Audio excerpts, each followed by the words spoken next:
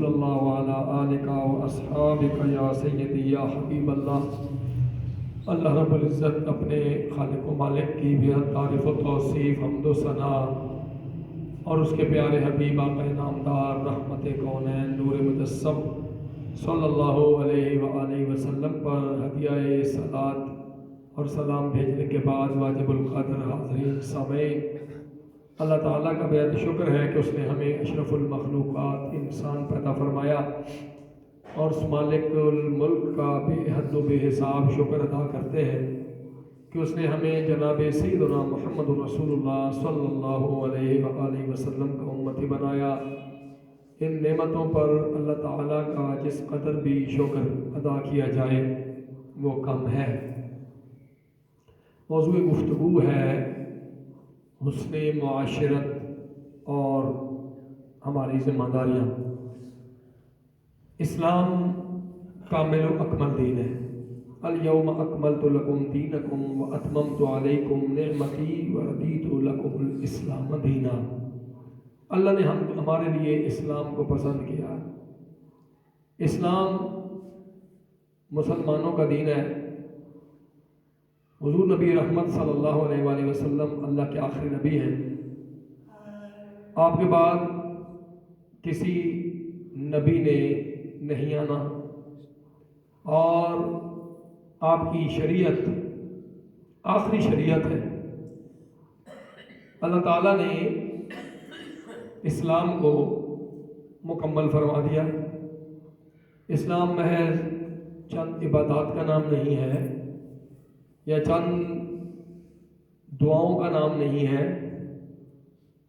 بلکہ اسلام ایک آفاقی، ہماگیر، یونیورسل دین ہے، جس میں ہر علاقے، ہر خطے، ہر زبان، ہر رنگ، ہر نسل کے تعلق رکھنے والے لوگوں کے لیے رہنمائی موجود ہے۔ اللہ تعالیٰ نے مسلمانوں کو یہ آفاقی دین جو عطا کیا، اس میں اللہ تعالیٰ نے بہت آسانیاں رکھی۔ اللہ تعالیٰ نے آسانیوں کے ساتھ ساتھ بعض حدود و قیود کا بھی اللہ تعالیٰ نے اہتمام فرمایا ہے کہ انسان کو کامیابی کے لیے کس راستے پہ سفر کرنا ہے اور کس راستے سے اس نے ہٹ جانا ہے۔ قرآن مجید فرقان حمید نے واضح ایک خط، ایک لائن کھینچی ہے۔ وہ لوگ جو اسلام سے منہ موڑ کر اور اسلام کی آفاقی تعلیمات سے آنکھیں چرا کر کامیابی حاصل کرنا چاہتے ہیں، ان کے لیے اللہ تعالیٰ نے قرآن میں بڑا واضح پیغام دیا۔ افمن یمشی مکبا علی وجہہ اہدی امن یمشی سویا علی صراط مستقیم۔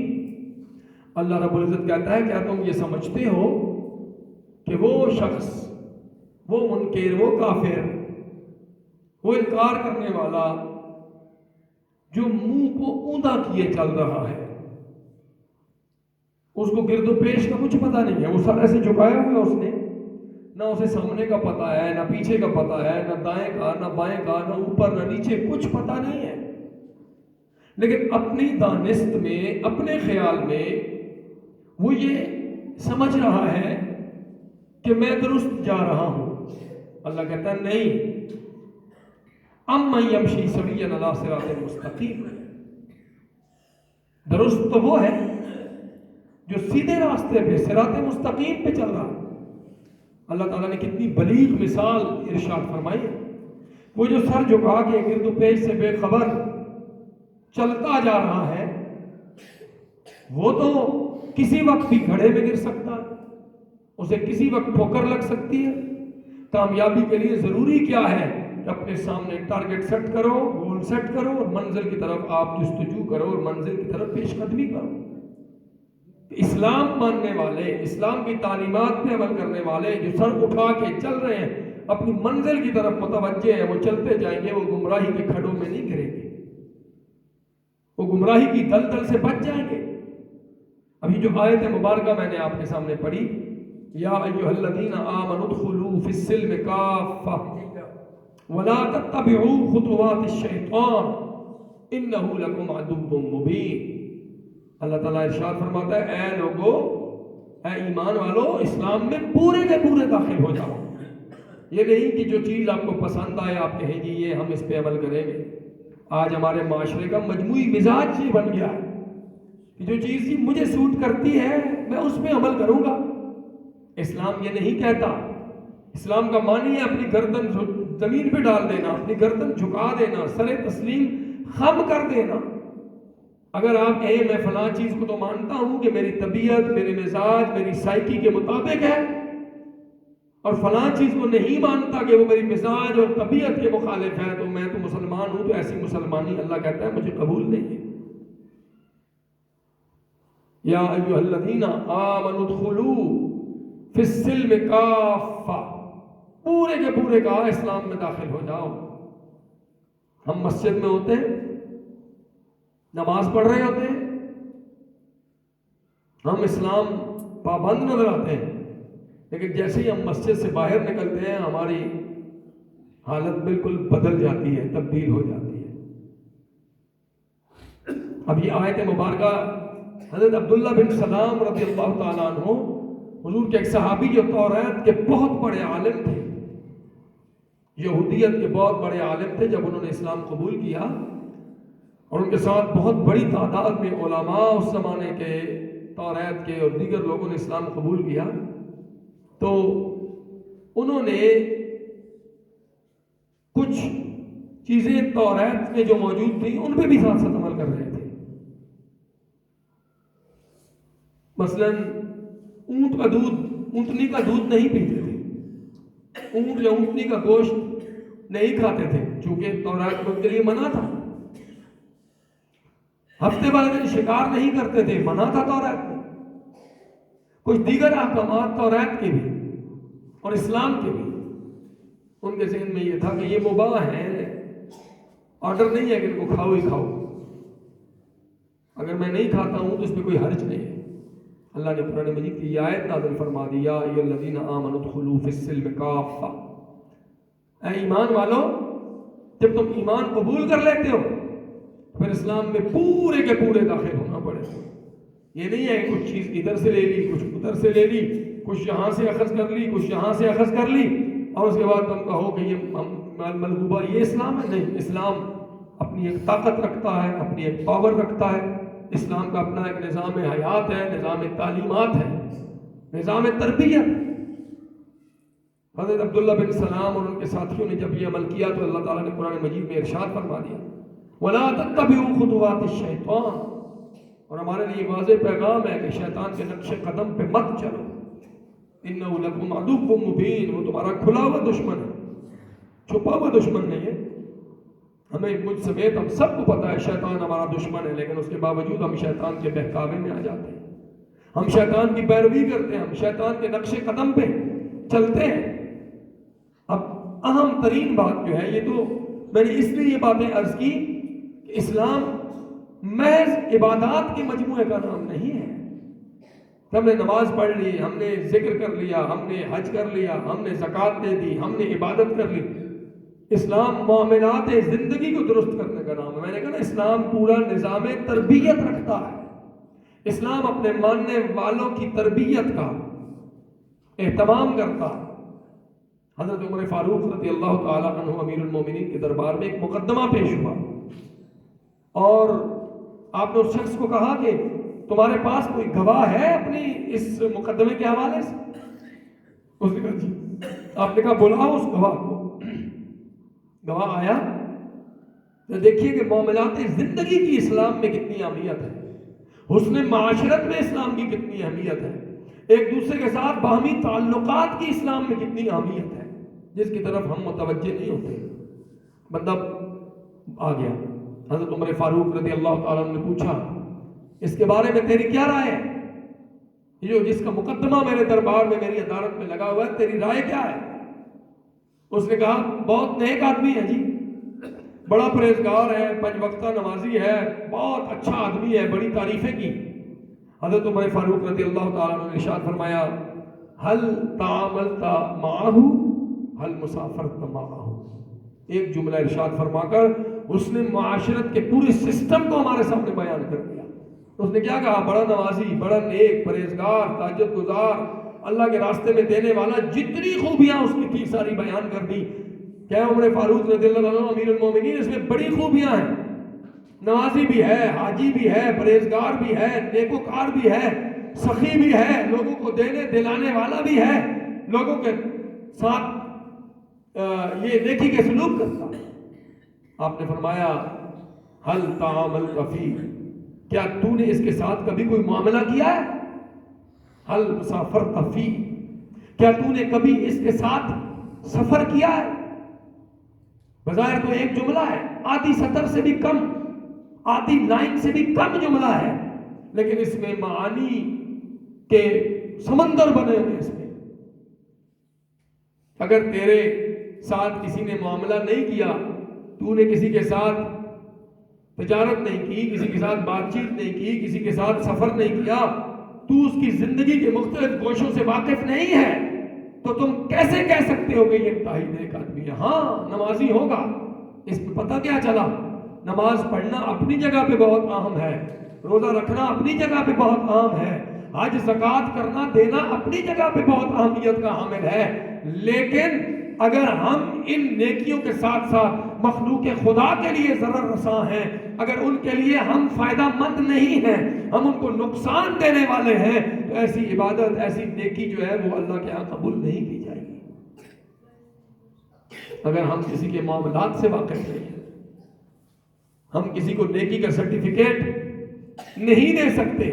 نمازی اور پرہیزگار ہونا بہت عام ہے، لیکن حسن معاشرت، معاملات زندگی، ہمارے روز مرہ کے ایک دوسرے کے ساتھ تعلقات، ان کی اہمیت اپنی جگہ پہ ہے۔ آج دیکھ لیجئے کہ نماز پڑھنے والا دوسروں کے لیے دل آزاری کا سبب ہے کہ نہیں؟ مسجدیں بنانے والا دوسروں کے لیے دل آزاری کا سبب ہے کہ نہیں؟ لوگوں کو نیکی کی طرف بلانے والا معاملات زندگی میں زیرو پہ ہے کہ نہیں؟ آج ہماری زندگی کا یہ تاریک پہلو ہے۔ ہم دیکھ لیں، میں مثال دیتا ہوں آپ کو، آپ تمام مذہبی جماعتوں، مذہبی تنظیموں کے اجتماعات دیکھ لیں، ہر جماعت کہتی ہے جی میرا 20 لاکھ کا اجتماع ہے، دوسری کہتی ہے میرا 30 لاکھ کا اجتماع ہے، چوتھا کہتا ہے جی حج کے بعد میرا سب سے بڑا اجتماع ہے۔ یہ باتیں سنتے ہیں نا ہم سب، اتنے بڑے لاکھوں لوگوں کے اجتماعات ہیں، لیکن ہم عملی زندگی میں، پریکٹیکل لائف میں، معاملات زندگی میں ہم دنیا کرپٹ ترین قوموں میں ہمارا شمار ہوتا ہے۔ لوگوں کو تکلیف دینے میں ہم پہلے نمبر پہ۔ ذرا دیکھیے، غور کیجیے، بات بڑی کڑوی ہے اور بات بڑی سچ ہے۔ کیا کہتے ہیں کہ بات تو سچ ہے مگر بات ہے رسوائی کی۔ اتنے بڑے اجتماعات ہوتے ہیں، لیکن عملاً ہم اللہ کی مخلوق کے لیے کتنا فائدہ مند ہے، اس طرف میری اور آپ کی، ہمارے معاشرے کی، ہمارے طبقات کی توجہ ہے ہی نہیں۔ کیا سود کا کاروبار ختم ہو گیا ہمارے معاشرے میں؟ کیا بددہنتی ختم ہو گئی؟ کیا لین دین ناپ تول میں کمی ختم ہو گئی؟ کیا رشوت ختم ہو گئی؟ دنیا میں جن چیزوں سے ممانعت کی گئی ہے، ہم پوری طاقت سے ان چیزوں کو ہم استعمال میں لا رہے ہیں، کر رہے ہیں، اور دوسری طرف ہم لاکھوں کروڑوں کے اجتماعات کے دعوے دار بھی۔ ہمیں معاملات زندگی کی طرف متوجہ کیا گیا ہے۔ آپ ذرا دیکھیے قرآن مجید فرقان حمید میں جب نماز کا حکم دیا گیا، کیا کہا؟ اقیموا الصلاۃ۔ زکوٰۃ کا حکم دیا، کہا وآتوا الزکاۃ۔ حج کا حکم دیا، ان اول بیت وضع للناس للذی ببکۃ مبارکا وہدی للعالمین، یہ کہہ دیا۔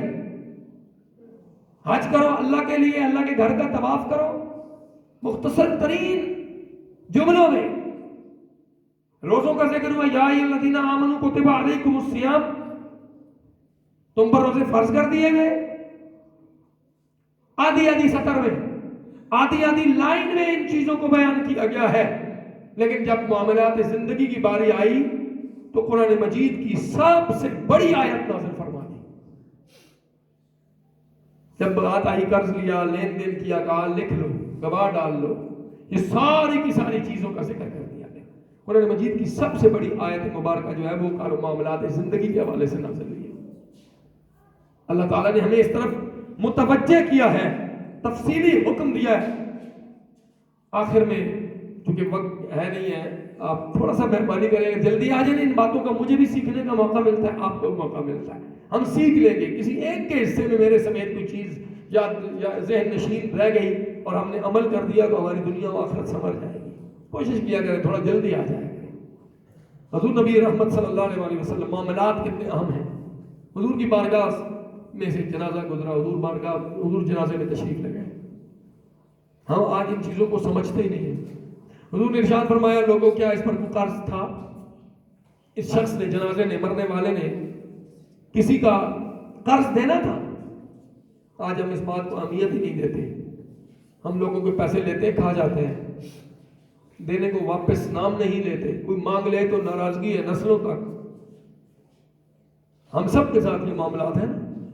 میں نے کسی کے دینے ہوں گے، کسی نے میرے دینے ہوں گے. معاشرہ ہے، ہم ایک دوسرے کے ساتھ ہاتھ بٹاتے ہیں. لیکن قرض کسی سے لے کے آج اکثریت لوگ دوسرے کو قرض، جو حقدار ہے نا اس کو بھی ہم قرض نہیں دیتے. کیوں نہیں دیتے؟ یار یہ واپس نہیں دے گا، کیونکہ سابقہ تجربات یہی ہوتے.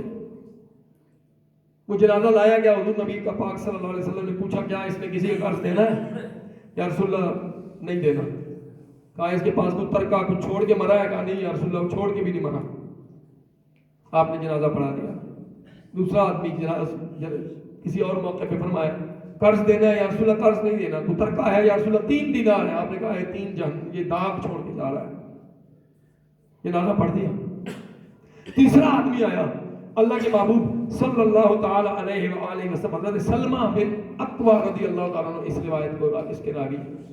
تیسرا جنازہ آیا، اللہ کے محبوب صلی اللہ تعالی علیہ وآلہ وسلم نے پوچھا لوگوں یہ قرض دار تھا؟ عرض کی گئی یا رسول اللہ یہ قرض دار تھا، اس نے لوگوں کا قرض دینا تھا. اب فرمایا اس نے کوئی ترکہ چھوڑا ہے؟ یا رسول اللہ اس نے کچھ بھی نہیں چھوڑا. آج کیا ہوتا ہے، مرنے والا مرتا ہے نا، اس کی میت گھر میں پڑی ہوتی ہے، اولاد اس کے حصے بکھرے کر رہی ہوتی ہے. وہ جائیداد میری، وہ دکان تیری، یہ مکان میرا، وہ کوٹھی تیری، یہ پیسے میرے. ہمارے معاشرے میں کیا ہو رہا ہے؟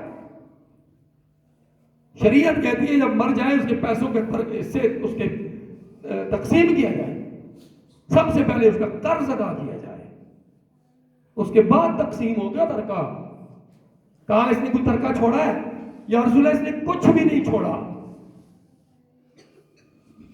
قرض دار ہے، واپس نہیں کر سکا. دیکھو نا ہمارے یہاں کو مر جائے ہم کہتے ہیں یار فلاں مولانا صاحب، فلاں پیر صاحب، فلاں نیک آدمی اس کے جنازہ پڑھائے، خوش بختی سمجھتے ہیں. اور جس کے جنازہ حضور پڑھاتے ہوں گے وہ بلندیوں اور عظمتوں کے کس معیار پہ ہوتے ہوں گے. اللہ کے رسول اللہ علیہ وسلم نے فرمایا اچھا تم اس کا جنازہ پڑھو. حضور نے جنازہ پڑھنے سے انکار فرما دیا. وجہ کیا تھی؟ معاملات میں کمزور تھا، قرض دار تھا، ترکہ موجود نہیں تھا. اس کا ترکے سے قرض ادا کر دیا جاتا. فرمایا تم جنازہ پڑھو. حضرت سیدنا ابو قتادہ رضی اللہ تعالی عنہ خیر خواہی دیکھیں، آپ آگے بڑھے.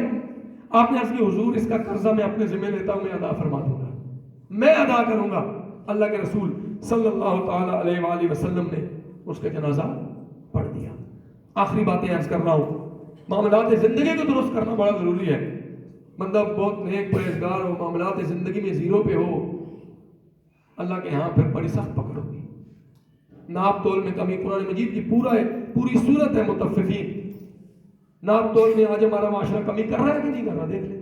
وَيْلٌ لِّلْمُطَفِّفِينَ الَّذِينَ إِذَا اكْتَالُوا عَلَى النَّاسِ يَسْتَوْفُونَ. بربادی ہے کمی کرنے والوں کے لیے. ایک جملے پہ میں بات ختم کر رہا ہوں. بربادی ہے ان لوگوں کے لیے جو ناپ تول میں کمی کرتے ہیں. اس کی تفصیل بہت زیادہ ہے، پھر کبھی انشاءاللہ اس پہ بات کریں گے. ناپ تول کی کمی کے حوالے سے پورا موضوع انشاءاللہ اٹھائیں گے. کمی کرتے ہیں ہم. اللہ کے رسول فرماتے ہیں من غش فلیس منا. کمی کرنے، ملاوٹ کرنے والا جس دکان پہ بیٹھا ہے ملاوٹ کر رہا ہے، ادھر بڑا بڑا لکھ کے لگایا ہوا ہے من غش فلیس منا اور نیچے ملاوٹ کر رہا ہے. آپ عدالت میں چلے جائیں، دیگر جگہوں پہ چلے جائیں، بڑا بڑا لکھا ہوتا ہے الراشی والمرتشی کلاہما فی النار، رشوت دینے لینے والا دونوں جہنمی ہے، اور اس کے نیچے بازار رشوت کا گرم ہوتا ہے. نہیں ہوتا. ہم اللہ کے قانون کا مذاق اڑانے والی قوم بن گئے. ہمیں اس طرف متوجہ ہونا ہے. اسلام اتنا مکمل ضابطہ حیات ہے کہ وہ کسی کی دل آزاری کی اجازت ہی نہیں دیتا.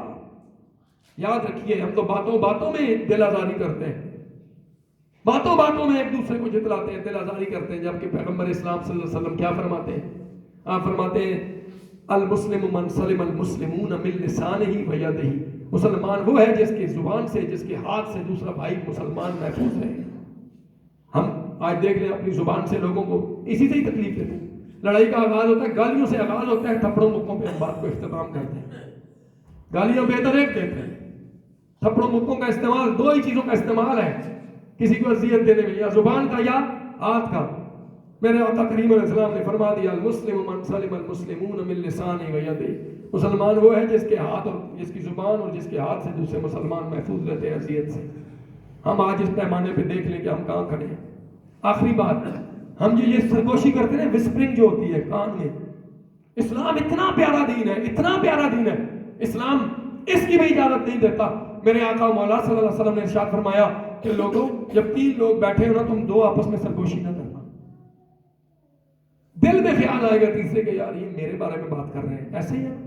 اسلام تو اس سے بھی منع کرتا ہے. اسلام سے زیادہ پیارا اور امن اور محبت والا دین کوئی اور ہو ہی نہیں سکتا.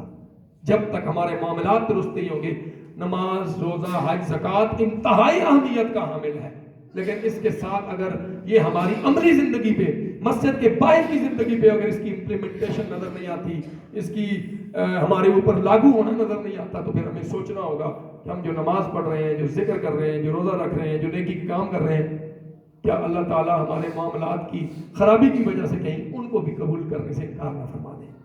اللہ تعالیٰ ہم سب پر رحم و کرم فرمائے. وما علینا الا البلاغ المبین. سنت اللہ.